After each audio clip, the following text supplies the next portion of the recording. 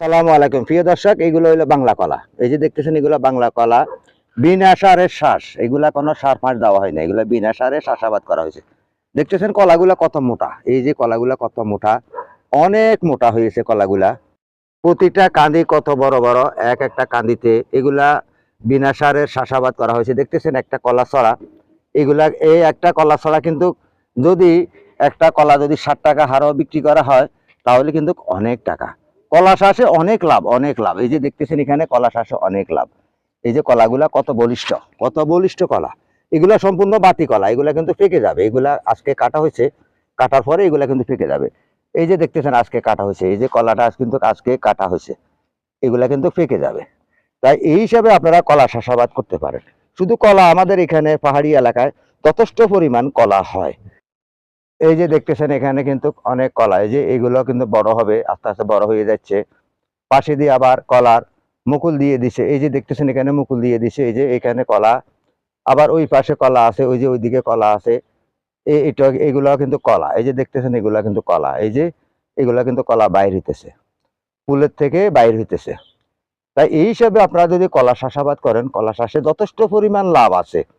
আমি সবসময় আপনাদেরকে কৃষিভিত্তিক ভিডিওগুলা দিই। প্রিয় বন্ধুগণ, আপনারা আমার এই ভিডিওগুলা অবশ্যই আপনাদের কাছে কেমন লাগে, আপনারা যথেষ্ট পরিমাণ আমার ভিডিওগুলা দেখেন, কিংবা অন্যদেরকেও দেখার জন্য অনেকে শেয়ার করে দেন।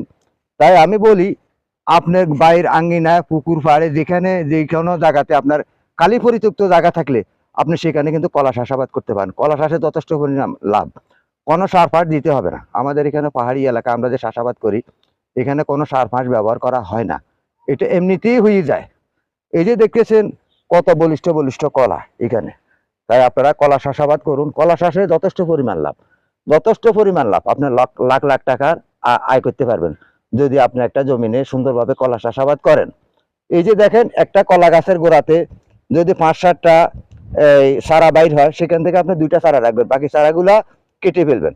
কারণ এই কলাগুলা যেন বড় হয়, এই কলাগুলা বড় করতে হইলে বাকি কলা চারাগুলা কিন্তু কেটে দিতে হবে, 2-1টা রাখতে হবে। তাই আপনার কলা হবে এরকম মোটা, এরকম মোটা কলা যদি হইতে হয় তাহলে আপনি অবশ্যই এই হিসেবে চাষাবাদ করতে হবে।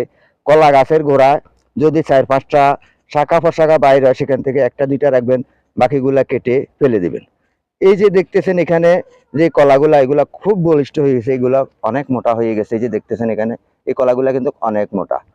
এই যে পাহাড়ি এলাকার কলা দেখেন, অনেকটাই কলা এখানে বিস্তৃতভাবে কলা হয়ে গেছে, সম্পূর্ণ কলা আর কলা। এই যে দেখতেছেন এখানে সব কলা আর কলা।